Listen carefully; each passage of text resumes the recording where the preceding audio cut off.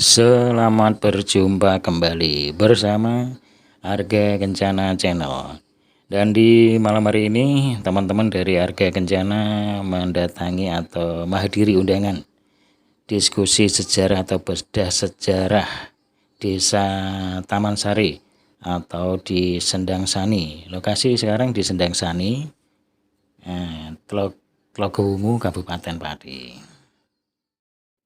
Diskusi malam hari ini selain dihadiri oleh teman-teman dari Yayasan Arga Kencana Pati, juga dihadiri oleh para warga Desa Taman Sari dan warga Sendang Sani, dan juga para penggiat sejarah atau pencinta sejarah Kota Pati khususnya, dan juga dihadiri oleh tamu undangan dari Yayasan Hondo Dento Yogyakarta, dan juga dihadiri oleh para perangkat desa Taman Sari dan para sesepuh desa juga ikut hadir di acara diskusi atau bedah sejarah malam hari ini.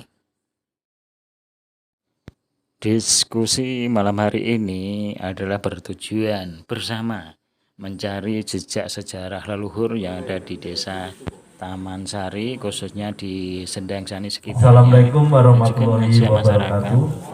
Para pemuda untuk mau belajar sejarah dan atas mencintai kedatangannya sejarah. Bapak Ibu non sewu kalau ngagem bahasa Indonesia ini. Maklum kedatangannya Pak.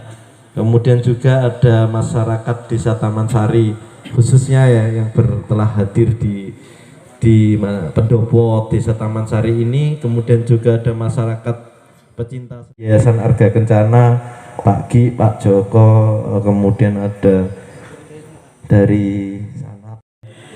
Terima kasih kedatangannya dari Yayasan Hondo Dento yang diwakili oleh Ibu Dr. Anda Katarina Eti. Cerita umum tentang Sendang Sani yang sudah banyak diketahui oleh masyarakat luas, warga Pati khususnya, itu tentang terjadinya bulus yang berkaitan dengan Sonan Bonang saat ingin wundu dan mencari air wundu, yang ketika itu air wundu disisani atau disisani dua muridnya yang kemudian disabda oleh Sonan Bonang menjadi seekor bulus. Cerita ini bisa sampean cari di internet, sudah banyak ini cerita itu yang secara umum, cerita yang sudah beredar di masyarakat luas ya, seperti itu.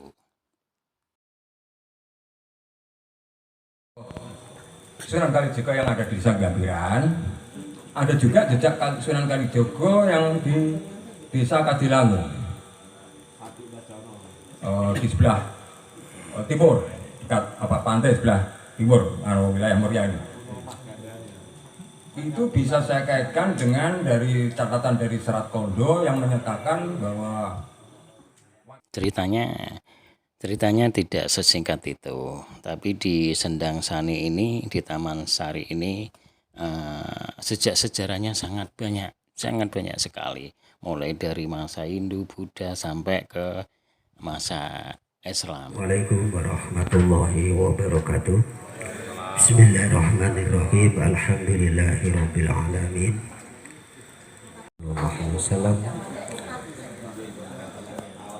Ditemukannya lingga di Sendang Sani ini merupakan bukti dari jejak sejarah kalau dulunya di daerah sini ini sudah ada penganut Dewa Siwa.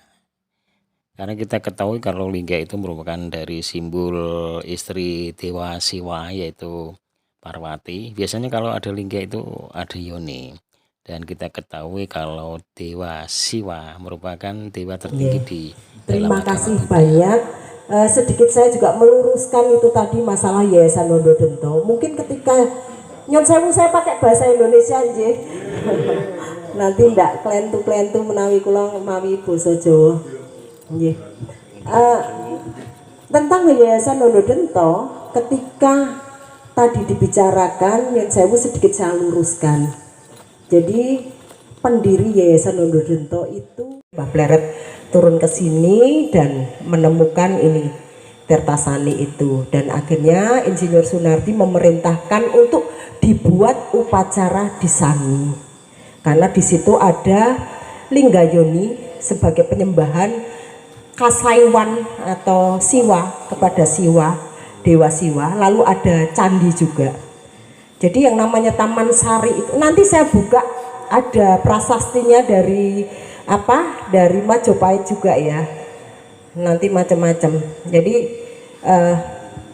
kenapa saya bisa datang di sini itu saya cerita sedikit ya Mbak Tiwi ya. Berawal dari Mbak Tiwi itu datang di rumah om saya, Om Mulyadi Eko Saputro itu, dan saya ditimbali om saya, "Nduk, kowe mrene gini." Terus saya, "Waduh om, aku sibuk banget." "Orang sibuk-sibukan ini mrene penting banget." Gitu.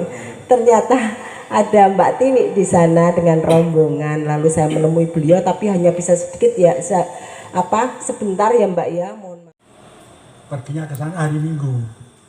Menemui beliau mengatakan akan ada diskusi tentang berdirinya Pati tadinya awalnya, dan nanti disenggolkan dengan Tirtasani gitu. Terus saya mengatakan, "Kapan Mbak?" "Tanggal 24 September onje." "Berarti masih 1 bulan je Mbak." "Iya." Tiba-tiba tanggal 25 Agustus beliau ngabari saya, ngasih tema ke saya. Temanya ini tema sih yang ngasih Mbak Tiwi. Sejarah berdirinya Kabupaten Pati, Sendang Tirtasani atau Tirta Marta, dan dalam hubungannya dengan Adipati Pragula. Nah itu dari beliaunya.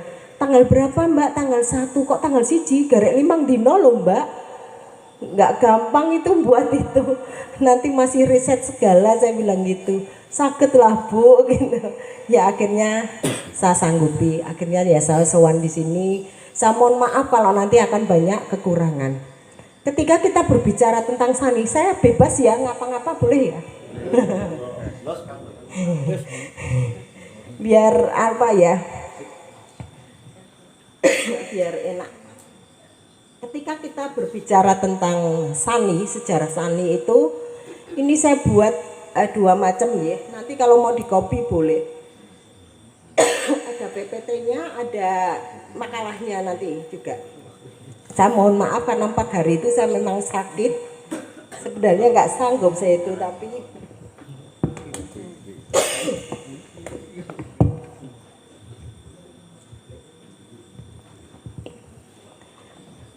mohon maaf.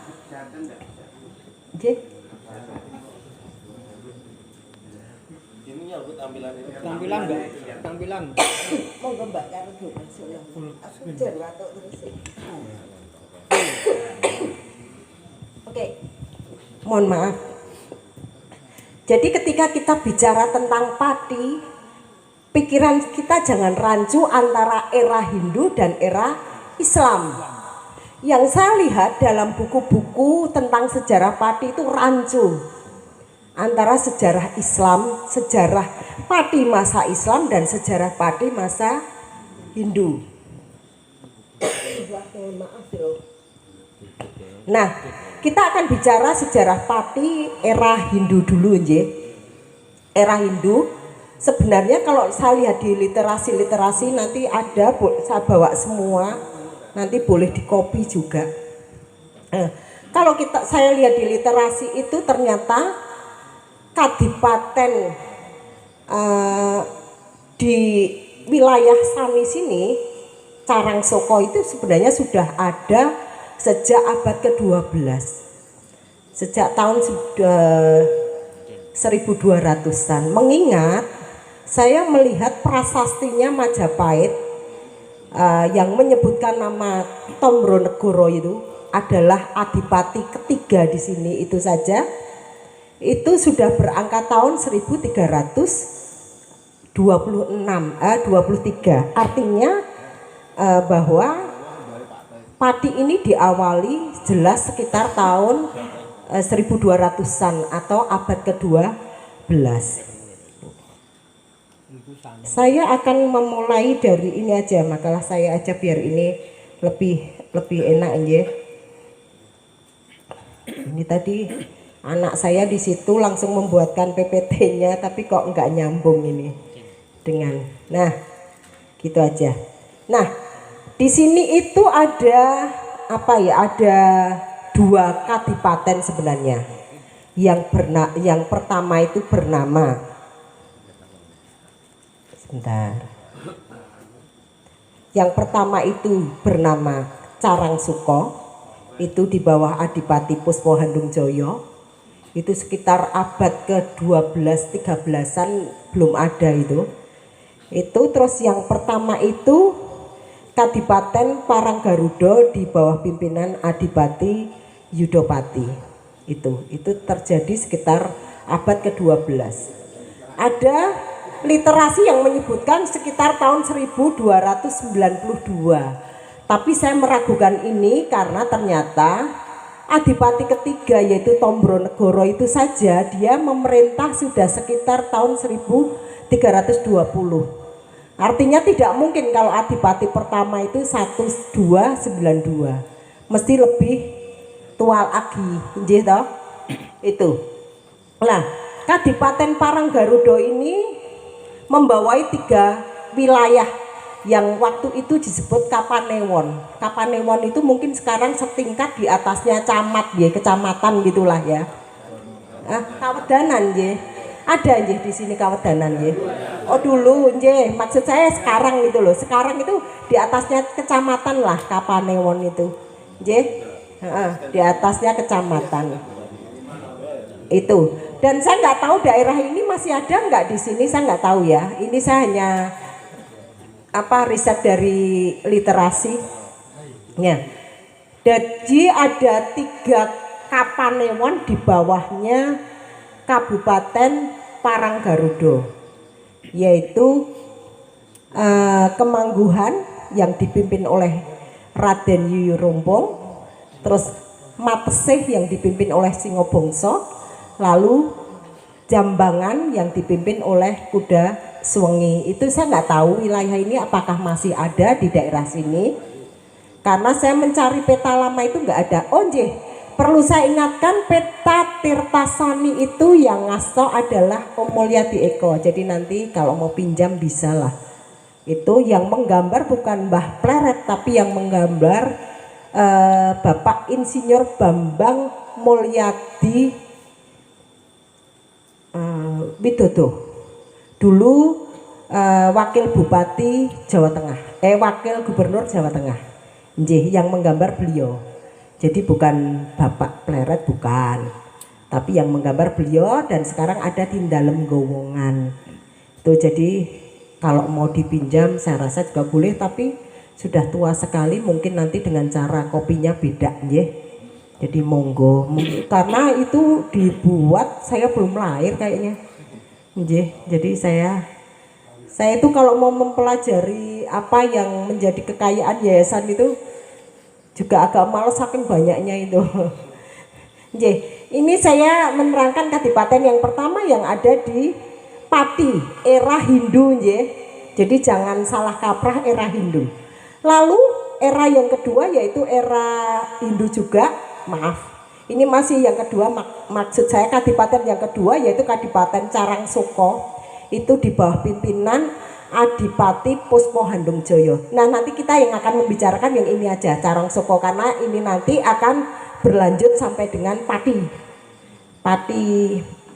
kemudian sampai dengan pemberian nama Pati itu dari beliaunya, keturunan beliau.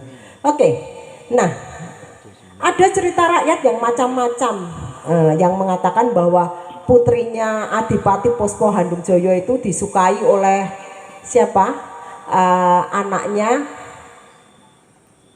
Paranggaruda, tapi karena rupanya elek nggak mau dan lain seterusnya, akhirnya lari. Dan itu cerita rakyat ya, monggo nanti banyak dibaca juga tidak masalah. Itu cerita rakyat yang mengatakan begitu, akhirnya lari, ditolong oleh dalangnya ya, atau dan lain seterusnya, itu macam-macam lah.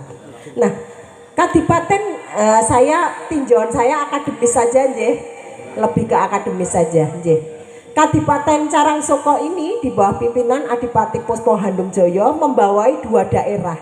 Saya tidak tahu 2 daerah ini masih ada atau tidak. Yang satu itu Mojoseni, terus yang kedua Bantengan Trangkil. Nggih. Nah, Bandengan Trangkil ini bukan tempat sembarangan karena di situ lahirnya Raden Kembangjaya yang kemudian menjadi cikal bakalnya Pati ini. Ya, siapa yang tinggalnya di Bandengan? Ya, saya belum tahu daerahnya kalau saya bukan orang sini. Ya. Nah, itu tadi yang cerita rakyat itu tadi putra mahkota siapa? Parang Garuda itu Raden Jasari tadi yang mau menikahi anaknya Adipati Puspahandung tapi tidak mau, gitu. Akhirnya lari dan lain seterusnya. Itu monggo nanti bisa sebagai pengayaan sederek sedoyo, nggih. Nggak ada masalah kayak gitu saya rasa. Tapi saya akan berlanjut di sini. Nah, Kadipaten Carangsoko tadi dengan putri mahkota Dewi Roro Rayung Wulan ini kemudian menikah dengan Kembangjaya itu tadi yang menjadi Kapanewon di Bandengan Trangkil. Ya, ini dari Bandengan Trangkil ini ya. Jadi yang ini ya, ini ya. Lanjut ya. Terus Adipati Handungjoyo itu singkat cerita ketika beliau meninggal, akhirnya sebelum meninggal beliau menyerahkan kadipaten ini pada Raden Kembangjaya, yaitu menantunya. Raden Kembangjaya yang sudah menikah dengan putri mahkotanya itu tadi, akhirnya menduduki jabatan sebagai adipati kedua di Carangsuko. Di Carangsuko. Carangsuko itu ya wilayah Pati sekarang. Hanya dulu namanya masih Carangsuko. Lajeng Adipati Kembangjaya ini mengganti nama Carangsuko menjadi Pesantenan. Sayangnya di berbagai literasi yang saya baca ini hanya banyak cerita-cerita yang berbau mistik yang banyak timbul mengenai kenapa diganti menjadi Pesantenan gitu. Jadi monggo banyak banyak dibaca, tidak ada masalah. Niko. Jadi Raden Kembangjaya ini mengganti nama Kadipaten Carangsuko menjadi Pesantenan. Nah, kemudian juga Adipati Kembangjaya ini bergelar, nah ini yang perlu diketahui, nanti akan ada nunggak semi. Preso nggak nunggak semi itu apa? Nunggak semi itu nama yang dipakai lagi. Nah itu yang kadang-kadang merancukan kita semua, era Hindu dan era Islam. Nanti karena di era Islam itu akan ada nama Jayakusumo lagi, hanya dengan wasis gitu ya, supaya sederek sedaya itu enggak rancu gitu aja. Adipati Kembangjaya ini akhirnya bergelar Adipati Jayakusumo. Kalau saya menemui beliau mengatakan akan ada diskusi tentang berdirinya Pati tadinya awalnya, dan nanti disenggolkan dengan Tirtasani gitu. Terus saya mengatakan kapan Mbak? Tanggal 24 September onje, berarti masih 1 bulan Mbak. Iya. Tiba-tiba tanggal 25 Agustus beliau ngabari saya, ngasih tema ke saya. Temanya ini, tema yang ngasih Mbak Tiwi. Sejarah berdirinya Kabupaten Pati, Sendang Tirtasani atau Tirtamarta, dan dalam hubungannya dengan Adipati Pragula. Nah itu dari beliaunya. Tanggal berapa Mbak? Tanggal 1. Kok tanggal 1? Garek 5 dino loh Mbak. Nggak gampang itu buat itu. Nanti masih riset segala, saya bilang gitu. Sakit lah Bu gitu. Ya akhirnya saya sanggupi. Akhirnya ya saya sowan di sini. Saya mohon maaf kalau nanti akan banyak kekurangan. Ketika kita berbicara tentang sani, saya bebas ya, ngapa-ngapa boleh ya. Biar apa ya? Biar enak. ketika kita berbicara tentang sani, sejarah sani itu, ini saya buat dua macam ya. Nanti kalau mau di copy boleh. Ada PPT-nya, ada makalahnya nanti juga. Saya mohon maaf karena 4 hari itu saya memang sakit. Sebenarnya nggak sanggup saya itu, tapi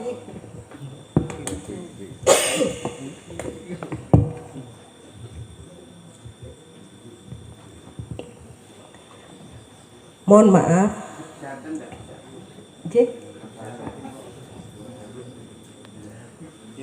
Tampilan enggak? Tampilan. Monggo Mbak karo Bu masuk. Aku jar watuk terus. Oke. Mohon maaf. Jadi ketika kita bicara tentang padi, pikiran kita jangan rancu antara era Hindu dan era Islam. Yang saya lihat dalam buku-buku tentang sejarah padi itu rancu antara sejarah Islam, sejarah padi masa Islam dan sejarah padi masa Hindu. Nah, kita akan bicara sejarah padi era Hindu dulu, nggih. Era Hindu sebenarnya kalau saya lihat di literasi nanti ada, saya bawa semua. Nanti boleh dikopi juga. Kalau saya lihat di literasi itu ternyata kadipaten di wilayah Sani sini, Carangsoko itu sebenarnya sudah ada sejak abad ke-12. Sejak tahun 1200-an. Mengingat saya melihat prasastinya Majapahit yang menyebutkan nama Tombronegoro itu adalah adipati ketiga di sini itu saja. Itu sudah berangka tahun 1323. Artinya bahwa padi ini diawali jelas sekitar tahun 1200-an atau abad ke-12. Saya akan memulai dari ini aja, makalah saya aja biar ini lebih enak ya. Ini tadi anak saya di situ langsung membuatkan PPT-nya, tapi kok nggak nyambung ini dengan. Nah, gitu aja. Nah, di sini itu ada apa ya? Ada 2 kadipaten sebenarnya. Yang pertama itu bernama, sebentar. Yang pertama itu bernama Carangsuko, itu di bawah Adipati Puspahandungjoyo. Itu sekitar abad ke-12-13an belum ada itu. Itu terus yang pertama itu Kadipaten Paranggaruda di bawah pimpinan Adipati Yudopati. Itu terjadi sekitar abad ke-12. Ada literasi yang menyebutkan sekitar tahun 1292. Tapi saya meragukan ini karena ternyata Adipati ketiga yaitu Tombronegoro itu saja dia memerintah sudah sekitar tahun 1320. Artinya tidak mungkin kalau Adipati pertama itu 1292. Mesti lebih tua lagi, nggih toh? Itu. Nah, Kadipaten Paranggaruda ini membawai 3 wilayah yang waktu itu disebut Kapanewon. Kapanewon itu mungkin sekarang setingkat di atasnya camat ya, kecamatan gitulah ya. Kawedanan ya. Ada nggih di sini Kawedanan nggih. Oh dulu nggih, maksud saya sekarang gitu loh. Sekarang itu di atasnya kecamatan lah Kapanewon itu. Nggih. Di atasnya kecamatan. Itu. Dan saya nggak tahu daerah ini masih ada nggak di sini, saya nggak tahu ya. Ini saya hanya riset dari literasi. Ya. Jadi ada 3 Kapanewon di bawahnya Kabupaten Paranggaruda, yaitu Kemangguhan yang dipimpin oleh Raden Yuyurumpung, terus Matesih yang dipimpin oleh Singobongso, lalu Jambangan yang dipimpin oleh Kuda Suwengi. Itu saya nggak tahu wilayah ini apakah masih ada di daerah sini. Karena saya mencari peta lama itu nggak ada. Oh nggih, perlu saya ingatkan peta Tirtasani itu yang ngasto adalah Om Mulyadi Eko. Jadi nanti kalau mau pinjam bisa lah. Itu yang menggambar bukan Mbah Pleret, tapi yang menggambar Bapak Insinyur Bambang Mulyadi Widodo. Dulu wakil bupati Jawa Tengah, wakil gubernur Jawa Tengah. Nggih, yang menggambar beliau. Jadi bukan Bapak Pleret, bukan. Tapi yang menggambar beliau dan sekarang ada di dalam gowongan. Itu jadi kalau mau dipinjam saya rasa juga boleh, tapi sudah tua sekali, mungkin nanti dengan cara kopinya beda nggih. Jadi monggo, karena itu dibuat saya belum lahir kayaknya. Nggih, jadi saya itu kalau mau mempelajari apa yang menjadi kekayaan yayasan itu juga agak malas saking banyaknya itu. Nggih, ini saya menerangkan kadipaten yang pertama yang ada di Pati, era Hindu nggih. Jadi jangan salah kaprah, era Hindu. Lalu era yang kedua yaitu era Hindu juga, maaf. Ini masih yang kedua, maksud saya kadipaten yang kedua yaitu Kadipaten Carangsoko. Itu di bawah pimpinan Adipati Puspo Handungjoyo. Nah nanti kita yang akan membicarakan yang ini aja, Carangsoko, karena ini nanti akan berlanjut sampai dengan Pati kemudian sampai dengan pemberian nama Pati itu dari beliaunya, keturunan beliau. Oke, nah ada cerita rakyat yang macam-macam yang mengatakan bahwa putrinya Adipati Puspo Handungjoyo itu disukai oleh siapa? Anaknya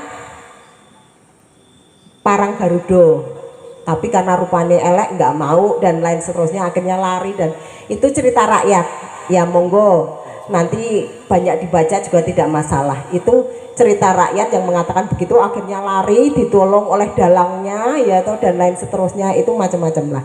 Nah kadipaten saya tinjauan saya akademis saja nggih, lebih ke akademis saja nggih. Kadipaten Carangsoko ini di bawah pimpinan Adipati Puspo Handungjoyo membawai dua daerah. Saya tidak tahu dua daerah ini masih ada atau tidak. Yang satu itu Mojoseni, terus yang kedua Bantengan Trangkil. Nah, Bantengan Trangkil ini bukan tempat sembarangan, karena di situ lahirnya Raden Kembangjaya yang kemudian menjadi cikal bakalnya Pati ini. Siapa yang tinggalnya di Bantengan? Ya, saya belum tahu daerahnya kalau saya bukan orang sini. Nah, itu tadi yang cerita rakyat itu tadi, putra mahkota siapa? Parang Garudo itu Raden Jasari tadi yang mau menikahi anaknya Adipati Puspo Handung tapi tidak mau, gitu. Akhirnya lari dan lain seterusnya. Itu monggo nanti bisa sebagai pengayaan sederek sedoyo, nggak ada masalah kayak gitu saya rasa. Tapi saya akan berlanjut di sini. Nah, Kadipaten Carangsoko tadi dengan putri mahkota Dewi Roro Rayung Wulan ini kemudian menikah dengan Kembangjoyo itu tadi yang menjadi Kapanewon di Bantengan Trangkil.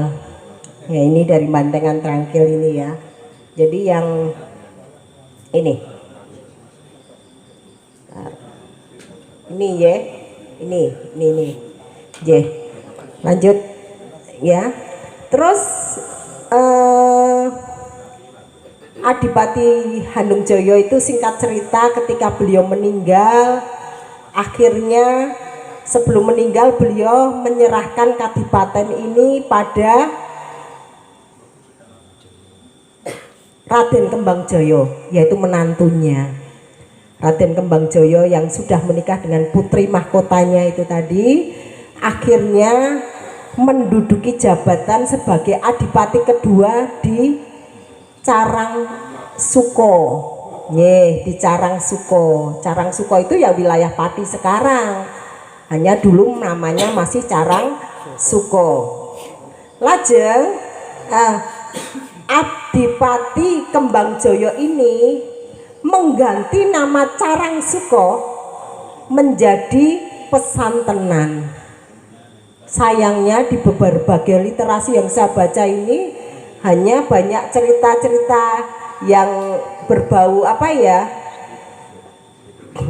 mistik yang banyak timbul mengenai kenapa diganti menjadi Pesantenan gitu. Jadi monggo banyak banyak dibaca, tidak ada masalah. Niko. Jadi Raden Kembangjoyo ini mengganti nama Kadipaten Carangsuko menjadi Pesantenan.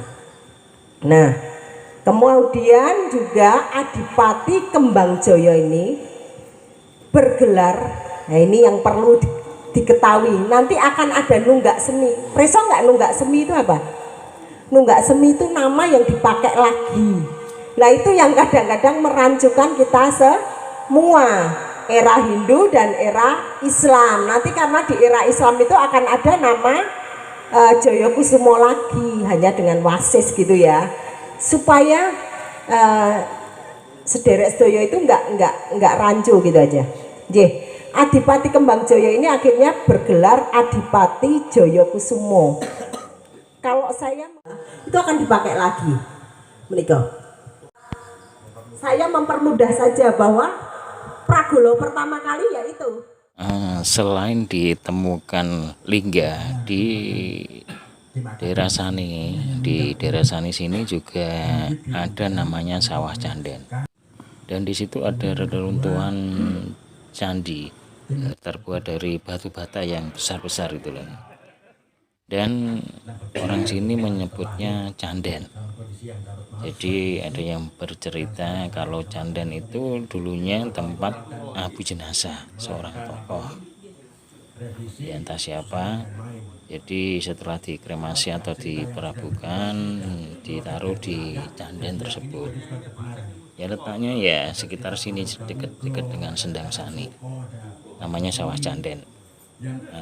Perbatasan dengan desa Sidokerto.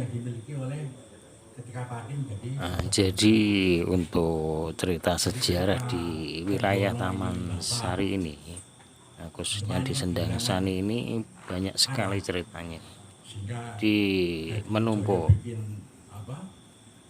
Oke, terima kasih, matur suwun, selamat berpisah, selamat ketemu kembali. Salam budaya.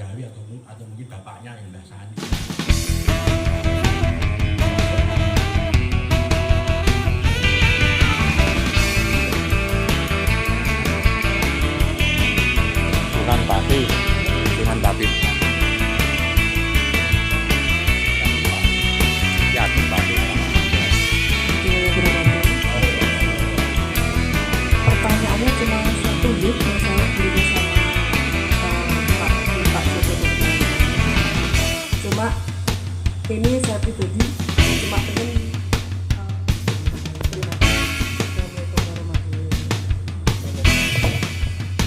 mungkin dari